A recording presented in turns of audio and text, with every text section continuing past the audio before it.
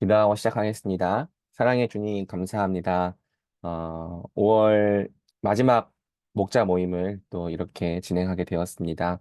오늘 이 시간을 통하여서 우리가 함께 나누어야 할 말씀을 잘 나눌 수 있게 하여 주시고, 또 건강의 사정상 또 아픈 지체들도 있고 또 여러 가지 사정이 있는 지체들이 있습니다. 주님께서 목자로서의 또 역할을 잘 감당할 수 있도록 붙잡아 주시고 또 함께 해 주셔서 또 우리가 또 영혼들의 말씀으로 먹이고 세워가는 일에 늘 주께서 베푸시는 은혜 있을 수 있도록 주여 함께하여 주시옵소서. 오늘 이 시간에도 주님을 초청하며 예수님의 이름으로 기도드립니다. 아멘. 여러분 반갑습니다. 오늘이 생각해 보니까 상반기 마지막 목자 모임입니다. 다음 주에는 이상원 전도사님 설교하는 주간이어서 목자 모임이 없고 6월 한 달 동안은 방학이기 때문에 또 목자 모임이 없죠. 그래서 오늘 한 번만 더 힘내자. 상반기 동안 또 말씀으로 또 사랑으로 목장을 섬겨주느라 참 고생이 많았고요. 또 오늘 이 목자 모임 통해서 또 상반기를 잘 마무리하는 유종의 미를 거두는 시간 되면 좋겠습니다. 자, 우리가 이제 지난 시간에 조금 시간이 지나긴 했지만 사도행전 8장을 함께 7장을 통해서 스데반의 이 설교와 또 스데반의 이 마지막 모습에 대해서 함께 살펴보았죠. 그리고 이제 8장부터는 이 빌립에 대한 이야기가 펼쳐집니다. 이 스데반과 빌립 둘 다 초대교회가 세웠던 헬라파 지도자 두 사람이었어요. 그래서 이 스데반과 빌립 둘 다, 이 스테반과 빌립 둘 다 이 예루살렘 교회가 세웠던 어떻게 보면 소수에 해당하는 이 헬라파 리더들이었는데 교회가 또 이 사람들을 인정하고 또 리더로 세울 때 이 두 사람을 통하여 교회가 한계를 극복하고 넘어가는 모습을 우리가 보게 됩니다. 스데반을 통해서는 성전에만 갇혀 있었던 이 상자 하나님 신학을 극복하게 되죠. 말씀을 통해서도 극복을 하게 되고요. 스데반 이후로 일어난 박해로 말미암아 이 예루살렘에 모여 있었던 이 유대인들이 세계 방방 곳곳으로 흩어집니다. 그 흩어짐을 통해서 이 말씀이 또 예루살렘에만 머물지 않고 경계를 넘어서 이 유대와 사마리아와 땅끝까지 전파되게 되는 거죠. 그다음에 빌립을 통해서는 실제로 그 복음이 이제 사마리아를 향해 들어가는데 이 유대인에게서 사마리아인들에게로 복음이 전해졌다는 것은 이 지리적인 경계만 넘은 것이 아니라 문화적인 경계도 넘은 사건이었습니다. 그래서 내일 제목을 보면은 복음이 경계를 넘다 라는 제목으로 이제 설정이 된 거죠. 그래서 우리가 이제 이 말씀을 통해서 어떻게 교회가 이 경계와 한계를 넘어서 또 다른 민족에게 복음을 전할 수 있는가? 이 선교적인 원리를 이 두 번에 걸쳐서 8장을 두 번에 걸쳐서 나눌 건데 두 번에 걸쳐서 이제 살펴보게 되는 거예요.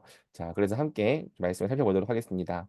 자, 서론 개인적으로나 공동체적으로나 어떤 한계를 극복해 본 경험이 있는가? 있다면 어떤 한계를 어떻게 극복하게 되었는지 자신의 경험을 서로에게 나누어 봅시다.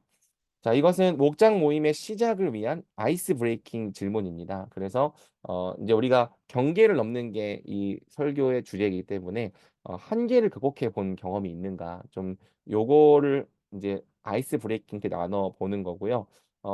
사실 한계를 극복한 경험뿐만 아니라 극복하지 못했던 경험도 괜찮습니다. 그냥 오히려 내가 이런 한계가 있었는데 이런 이 경계가 있었는데 요거를 극복하지 못했다라고 하는 것도 모두에게 공감이 되는 나눔일 수 있기 때문에 이제 여러분들이 요 부분을 통해서 어떻게 하면 우리가 한계를 함께 넘을 수 있을까? 한계를 넘는 건 참 어려운 일이다. 이런 공감대를 만들어 가면 좋겠습니다. 자, 4절에서 5절입니다. 초대교회는 헬라파 유대인 빌립을 통해 처음으로 예루살렘의 경계를 넘어 사마리아에도 복음을 전파하게 됩니다. 유대인들과 사마리아 사람들 사이에는 어떤 장벽이 있었습니까?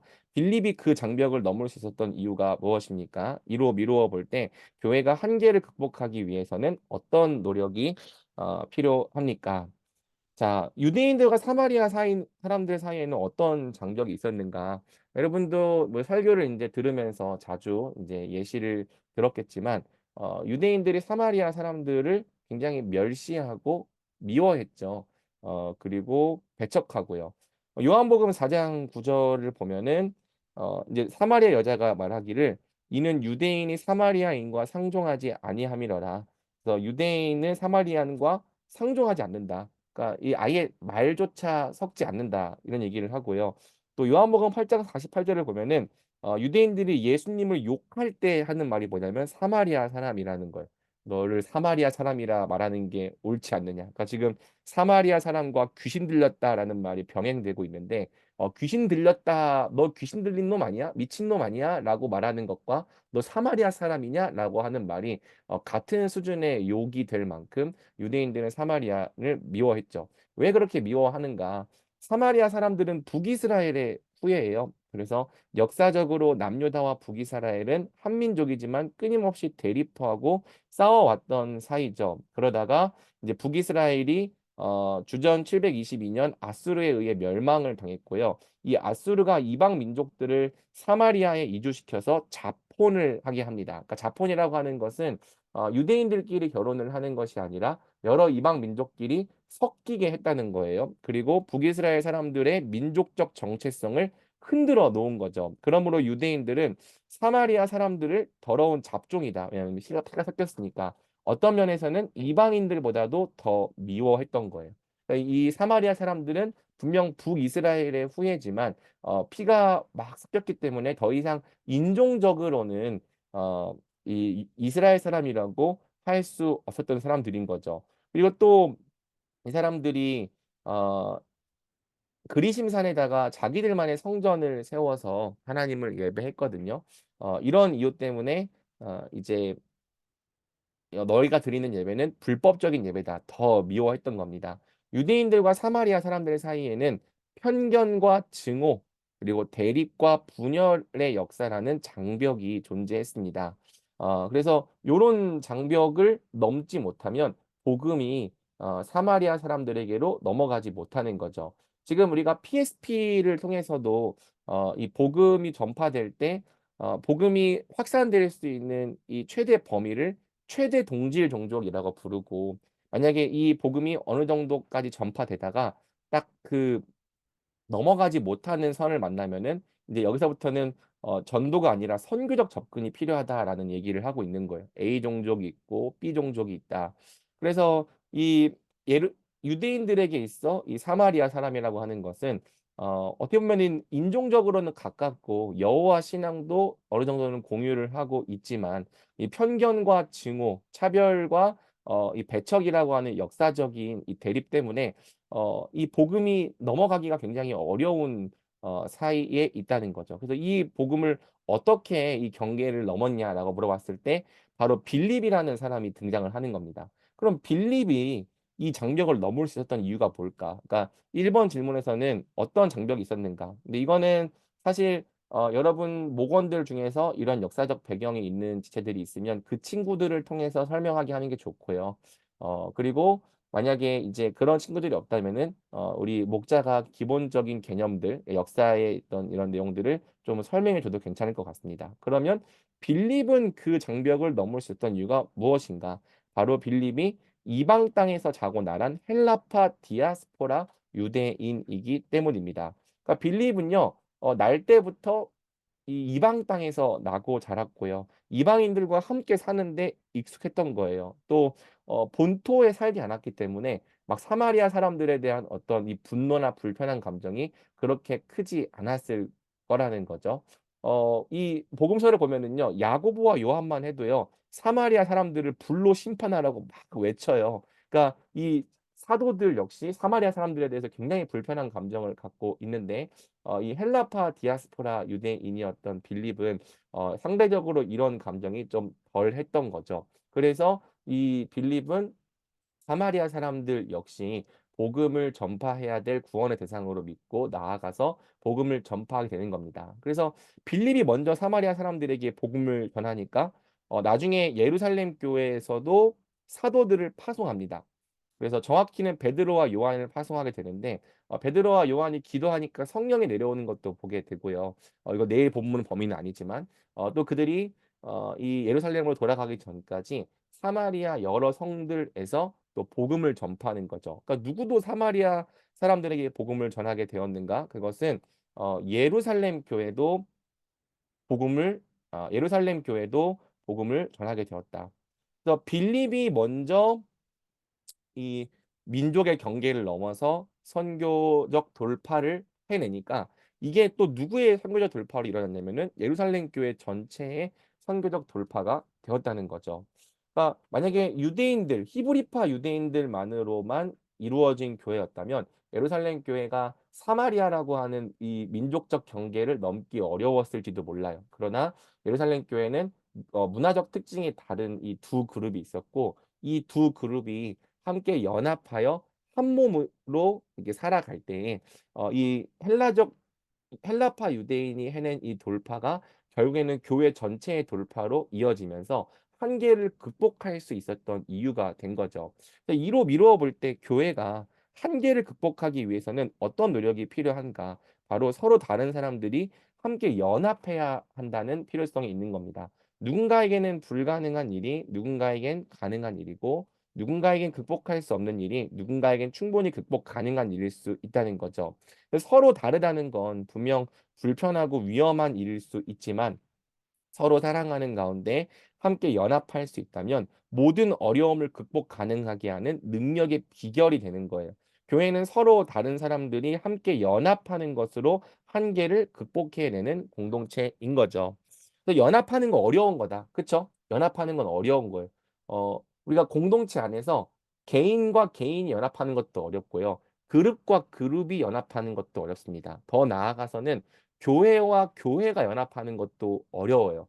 그러니까 이 세상에서는 똑같이 하나님을 믿는 사람들끼리도 잘 연합하지 못하고 각계 전투를 하는 일이 벌어지는 거죠. 그런데 조금 다르고 맞지 않는 사람들이어도 그리스도 안에서 하나이고 형제임을 인정하면서 함께 연합할 수 있다면 우리가 생각보다 많은 한계를 극복해낼 수 있다는 거죠. 그래서 지금 오늘 우리가 함께 CCC랑 같이 이 전도 훈련을 진행했는데 오늘 우리가 CCC와 함께 전도 훈련을 한 것도 일종의 연합이라고 할 수 있겠죠. 그러니까 대전중앙교회 청년부 자체만으로는 어떤 전도를 위한 훈련이나 그런 노하우나 방법 이런 한계를 극복하기가 굉장히 어려웠을 것입니다. 그런데 그런 부분이 CCC는 정말 수십 년 동안 전도에만 집중을 해온 공동체이고 여전히 전도를 연구하고 있고 연구할 뿐 아니라 그거를 실천하고 있고 그런 공동체와 함께 연합한다면 CCC도 우리를 통해서 얻는 부분이 있고 또 우리도 CCC를 통해서 함께 이 한계를 극복해내는 자원들을 마련해낼 수 있는 거죠. 그래서 교회가 한계를 극복하기 위해서는 무엇이 필요한가? 연합이 필요하다. 어떤 사람들과의 서로 다른 사람들과의 연합이 필요하다는 거죠. 당신이 특별히 이제 여기까지는 해석이에요. 해석까지는 어, 이제 몇 사람한테 질문해 가면서 이제 본문에서 발견한 이제 원리를 정리하는 구간이고요. 적용이 늘 이제 모든 사람이 돌아가면서 고민해 봐야 되는 부분이죠. 당신이 특별히 이해하기 어렵거나 함께하기 어려워하는 부류의 사람들이 있다면 어, 어떤 누구인가 또 무엇인가 사람마다 어려워하는 부류의 사람들이 있을 수 있죠. 그리고 그 이유는 매우 다양할 수 있습니다.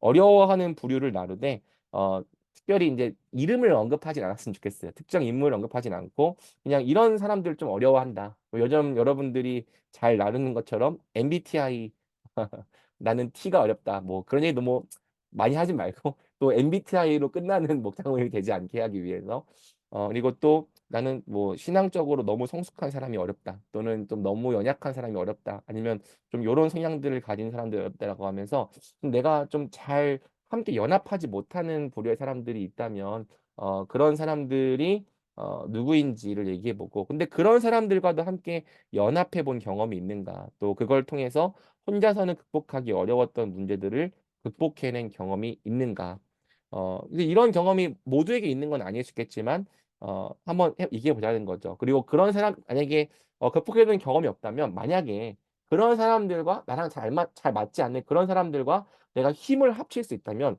좀 어떤 유익을 기대할 수 있을까? 이런 걸 상상해서 나눠봐도 괜찮을 것 같아요. 그래서 모든 사람에게 이러한 경험이 있는 건 아닐 수 있다. 연합해 보려다가 실패한 경험도 괜찮고 또 연합하는 것을 통해 극복해낸 경험이 있다면 더더욱 좋다. 핵심은 교회가 서로 맞지 않는 사람들과도 사랑하는 가운데 연합해야 한다는 것이다. 그래서 이런 얘기, 연합에 대한 주제를 1번에서 나누면 됩니다. 자, 그다음에 이제 2번. 내일은 포인트가 두 개밖에 없어요. 그래서 빌립은 사마리아 사람들에게 복음을 전파하되 본문을 보면은 귀신을 내쫓고 병을 치유하는 표적과 함께 전파했다는 것을 확인할 수 있는 거죠. 그래서 귀신을 내쫓고 병을 치유하는 표적이 왜 일어나야 했고 복음을 전파하는 원리와 무슨 관계가 있는 거를 한번 이제 해석을 해보는 겁니다. 그래서 결국에는 이게 이제 해석에 대한 원리죠. 복음은 말과 더불어 어떤 능력과 함께 전파되어야 하는가. 근데 귀신을 내쫓고 병을 치유하는 표적이 무슨 뜻이냐. 이게 이제 복음서와 사도행전에 자주 등장하는 표적이죠. 예수님께서도 귀신을 내쫓고 병을 내쫓으셨는데 이거는 사실 본문에서 직접 연구해서 찾기는 어렵고 제가 설계해서 설명을 합니다. 귀신이 쫓겨나고 병이 낫는 것은요. 사탄이 가진 두 권세가 물러가는 걸 의미하는 거예요. 사탄이 가진 두 권세는 죄의 권세와 사망의 권세인데 이 죄의 권세는 귀신 들린 모습으로 또 사망의 권세는 병 걸린 모습으로 표현이 되는 거죠. 그래서 귀신이 쫓겨가고 병이 낫는다고 하는 것은 이 하나님 나라가 권능으로 임할 때 이 사탄의 권세가 물러가고 굴복하는 것을 의미하는 겁니다. 자, 그래서 귀신이 쫓겨나고 병이 치유된 결과 사마리아 성에는 무엇이 가득해졌는가? 큰 기쁨이 가득해졌다는 거죠. 그래서 복음은 말과 더불어 어떤 능력과 함께 전파되어야 하는가? 어, 복음은 하나님께서 그분의 독생자 예수 그리스도를 통해 우리를 죄와 사망의 권세로부터 구원하다는 소식이니까 그러니까 여러분 이런 서브 질문이 있는 거는 요 질문을 한 다음에 여기로 넘어가는 게 아니라 이 질문을 하기 위해서는 요 단계를 뛰어야 된다는 뜻이에요. 그러니까 Q2를 하고 Q2-1을 하는 게 아니라 이 질문으로 나아가기 위해서는 요 단계를 거쳐야 된다. 그럼 첫 번째 단계 뭐냐? 그럼 복음이란 뭐냐? 복음이라는 것은 하나님께서 예수님을 통해 우리를 죄와 사망의 권세로부터 구원하셨다는 소식. 어떻게 보면은 진리라고 하는 정보잖아요. 그렇죠? 복음이라고 하는 게. 근데 만약에 이 복음이 단지 정보로만 전달된다면 어떤 문제가 생기겠는가 고민해 보라는 거죠. 그러니까 하나님께서 예수님을 통해 우리를 죄의 권세, 또 사망의 권세에서 구원했다는 소식이고 정보인데 이런 복음이 단지 말과 혀로만 전달될 경우, 정보로만 전달될 경우에는 어떤 문제가 있겠는가 한 몇 사람과 더불어서 고민을 해보는 거예요. 하나님 나라는 말에 있지 않고 능력에 있다고 바울이 얘기를 했죠. 만약에 구원과 회복의 소식이 그저 말과 정보로만 전달된다면 실체가 없기 때문에 공허하고 와닿는 부분이 없을 거예요. 그러니까 여러분 구원과 회복이라는 것은 우리가 경험하고 체험해야 하는 거지 정보로 안다고 끝인 게 아니잖아요. 그러니까 정보로 복음은 구원과 회복의 능력이야. 근데 실제로 내 삶 속에는 죄와 사망의 권세로부터 놓여서 자유하게 되는 삶의 회복된 경험이 없어. 이러면 굉장히 공허하고 와닿는 부분이 없을 거라는 거죠. 그러면은 복음은 무엇과 함께 전파되어야 하는가? 삶을 고치고 구원하고 회복하는 능력과 함께 전파되어야 한다. 이 생각이 나와야 되는 건데, 근데 이제 문제는 뭐냐면, 이 빌립은 이 회복을 뭘 통해서 이루죠? 표적을 통해서 이루잖아요. 근데 우리가 표적을 할 수 있냐는 거예요. 표적을 행할 수 있으니까. 어, 우리는 표적을 행할 수가 없는 게 문제죠. 그러면 표적을 행하지 못하는 우리가 어떻게 이 복음을 구원과 회복의 능력으로 전파할 수 있는가? 요거를 좀 이제 고민해 봐야 되는 거죠. 그래서 제가 이제 설명을 합니다. 표적은 하나님께서 특별한 때에 특별한 목적으로 허락하시는 일이지 항상 사용될 수 있는 보편적인 방법은 아니다. 그렇다면 표적이 없는 우리는 어떻게 복음을 회복의 능력과 함께 전파할 수 있겠는가? 그래서 표적은 그저 이 죄와 사망의 권세로부터 놓여 회복하는 그 방법 중에서 좀 더 빠르게 이룰 수 있는 수단이다. 만약에 이 목적이 사람들을 죄와 사망의 권세로부터 회복시키고 건지는 거라면은 좀 느리더라도 우리가 사용할 수 있는 다른 방법들이 있죠. 특별히 교회는 예수님의 이름으로 세상을 섬기는 능력과 권세를 갖고 있습니다. 여러분 예를 들어서 꼭 병든 자를 신유의 은사로 이렇게 한 번에 딱 손 얹고 고칠 수 있겠지만 우리 중에서 인제 의료적인 이 공부를 한 지체들이 의료 봉사를 통해 섬기는 것도 그 사람들이 사망의 권세로부터 놓일 수 있도록 섬기는 일이 될 거예요. 또 우리가 재정을 모아서 또 이 가난한 자들을 구제하는 것도 그것은 표적은 아니지만 우리가 세상을 섬기는 것을 통해 사람들 사망의 권세 아래에 있는 사람들을 돕고 섬기는 사역이 될 수 있을 겁니다. 또 여러분 우리가 뭐 축귀의 은사, 귀신을 내쫓는 은사가 없을지라도 어떤 한 사람을 사랑하면서 섬기고 말씀으로 양육하고 그래서 죄와 중독에 빠져 살아가던 사람이 이제는 올바름과 의와 온전함 가운데 살아갈 수 있도록 우리가 섬겨 줄 수 있다면 그래서 그 사람이 변화된다면 이건 역시 표적은 아니지만 세상을 죄와 사망의 권세로부터 구원받도록 우리가 섬기는 거죠.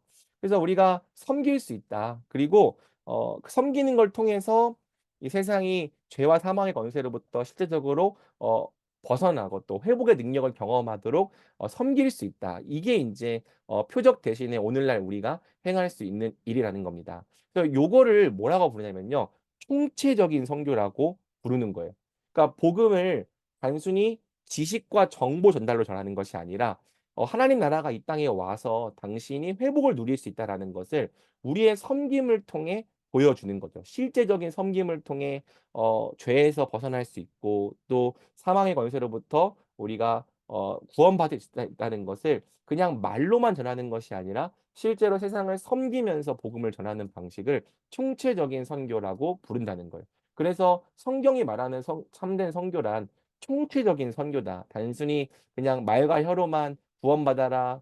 예수님 믿어라." 이걸로 끝내는 것이 아니라 정말 우리가 만나는 사람들이 이 구원을 누릴 수 있도록 우리가 물론 그 사람들을 완벽하게 구원할 수 없지만 우리가 할 수 있는 부분들을 섬겨 가면서 회복 복음 안에 있는 회복의 능력을 그냥 말로만 말하는 것이 아니라 조금이라도 경험할 수 있도록 해 주는 것. 이게 이제 성경이 말하는 선교의 원리라는 거죠. 그 초대교회도요. 이 복음을 표적 때문에 인제 로마를 정복한 게 아니라요. 이 가난하고 소외된 자들을 박해를 받는 중에도 섬겼던 그 사랑으로 로마를 바꾸어 간 거죠. 그리고 또 우리나라에 들어온 선교사님들도 복음을 말로만 전했던 게 아니라 병원을 짓고 학교를 짓고 이 가난한 이 여성들을 모아서 여자 학당을 세우고 이렇게 했던 이유가 이 대한민국을 덮고 있었던 무지와 편견, 차별과 어둠의 일들을 실제적으로 몰아내기 위해서였다는 거예요. 그래서 우리가 선교를 한다라고 할 때 전도를 한다고 할 때에는 단지 지식 전달만이 전도가 아니라 세상을 실제적으로 섬기는 것 역시 이 선교에 있어서 굉장히 중요한 부분이다. 그리고 어쩌면 예수님의 이름 때문에 아무 대가 없이 낮아져서 세상을 섬기려 하는 교회의 존재 자체가 세상을 향해서는 하나님의 나라가 이미 이 땅에 임해 있다는 가장 강력한 표적인 거죠.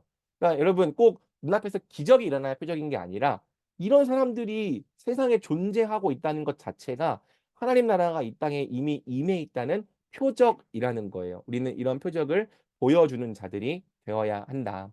그래서 인제 4 번은 이 3 번에 대한 적용입니다. 그러니까 보통 한 질문에 적용까지 같이 해 놨는데 내일은 포인트가 2 개밖에 없어서 3 번에서 인제 해석을 하고 이것에 대한 적용을 4 번에서 하게 했어요. 그래서 개인적인 차원과 공동체적인 차원에서 할 수 있는 실천이 무엇일까? 설교 순서는 인제 공동체적인 차원에서 할 수 있 예 해야 될 일들에 대해서 좀 먼저 하고 그다음에 개인적으로 해야 되는 실천으로 넘어가거든요. 그래서 우리 청년부가 공동체적인 차원에서 세상을 섬길 수 있는 부분이 무엇일까를 요거는 그냥 한번 아이디어를 브레인스토밍 해주면 좋겠어요. 그래서 우리 공동체가 지금 노방 전도는 하고 있지만 그 이상으로 세상을 통체적으로 섬기고 있는 부분이 아직은 없는데, 물론 매월 마지막 주 토요일에 만나 봉사를 하고 있고, 또 우리 의료 공부를 하고 있는 친구들은 또 사랑의 진료소를 통해 또 외부 단체를 통하여 이런 일들을 하고 있지만, 지금 청년부는 이런 일을 하고 있는 게 없는데, 과연 우리 청년부가 대전 땅에서 좀 세상을, 대전 지역을 총체적으로 섬길 수 있는 부분이 뭐가 있을지를 한번 좀 목원들과 아이디어를 나눠보면 좋겠고요. 요걸 좀 적어주세요. 좋은 아이디어가 나오면 한번 제가 보면서 하반기에 이런 사역도 해보면 어떨까 좀 고민해 보려고 하거든요. 그래서 그냥 나가서 노방전도를 하고 오는 것도 좋지만 한 번 정도는 또 우리가 정해놓고 세상을 섬기면 좋겠다. 물론 이제 연말 크리스마스 때 연탄 배달 봉사를 계획해 놓긴 했어요. 그런데 좀 더 창의적으로 우리 청년들이 주도적으로 세상을 이렇게 섬기면서 복음을 말로만이 아니라 섬기는 능력으로 또 보여줄 수 있는 방법이 없을까. 자, 그다음에 이제 개인적으로 할 수 있는 실천에 대해서 제가 설교 때 얘기를 하는데, 제가 우리가 먼저는 교회 안에 들어와 있는 사람들을 섬길 수 있다. 그리고 우리 주변에는 꼭 물질적, 신체적으로 병든 사람만 있는 게 아니라 영적, 심적으로 가난하고 병든 사람들도 많다. 그러니까 오늘날 현대 사회에는 사실 물질적, 신체적으로 병든 사람뿐 아니라 돈은 많고 겉은 멀쩡한데 영적으로 공허해서 방황하고 있고, 또 심적으로 병들어 있는 사람들이 많이 있죠. 그래서 그런 사람들이 만약에 교회 안에 이미 들어와 있다면 그 사람들을 회복시키는 게 사실은 1순위인 거예요. 그래서 그런 사람들을 먼저는 기도해 위해서 기도해 주고, 또 섬겨 주고, 또 말씀을 또 전해 주면서 그 사람들을 섬기려고 할 때 그 사람들이 만약에 교회 안에서 복음을 회복의 능력으로 경험하게 된다면 그것 역시 우리가 총체적인 선교를 행하는 실천이 될 수 있겠죠. 그다음에 교회 안에서 우리가 어떤 사람들의 사랑으로 섬기고, 또 그 사람들이 변화될 수 있도록 도와주는 것들을 잘 하다 보면요.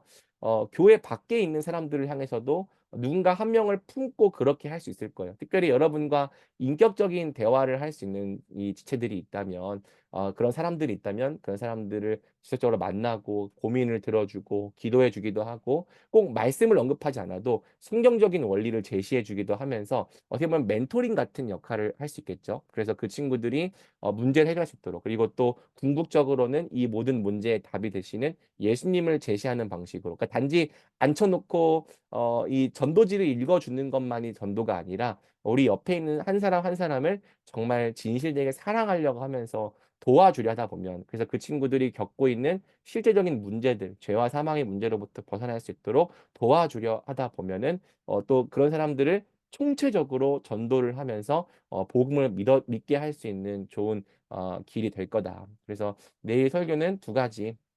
하나는 연합해야 한다. 그리고 또 하나는 총체적으로 섬겨야 된다. 그러니까 복음을 단순히 말로만 전하는 것이 아니라 실제적인 부분들을 사랑하고 섬겨주는 것을 통해 이 전해야 된다라는 내용을 설교 때 다루도록 합니다. 목사님이 지금 목이 안 좋다 보니까 내일 아마 평소보다 설교가 한 15분 정도 짧을 거예요. 원고 수가 평소보다 5장이 적기 때문에 어, 뭐 이런 날 별로 없으니까 여러분 이 짧은 설교 잘 들러주시고, 또 하지만 목장 모임에서 더 풍성히 나눠주면 좋겠어요. 그래서 오늘 여러분들이 이제 나눠야 될 것은 요 3-1, 이 아니 2번 질문에 이 Q3-1과 3-2, 그래서 특별히 내가 어려워하는 사람들, 근데 그 사람들과 어떻게 연합할 수 있을까를 좀 고민해 보면 좋겠고요. 그 다음에는 우리 청년부가 세상을 총체적으로 섬기기 위해서 개인적, 공동체적으로 할 수 있는 실천이 무엇일까를 좀 이제 소그룹 통해서 미리 나눠 주시면 내일 또 목장 모임을 할 때 굉장히 풍성하게 나눌 수 있을 것 같습니다. 자, 그럼 오늘은 두 조로 나누면 되겠죠?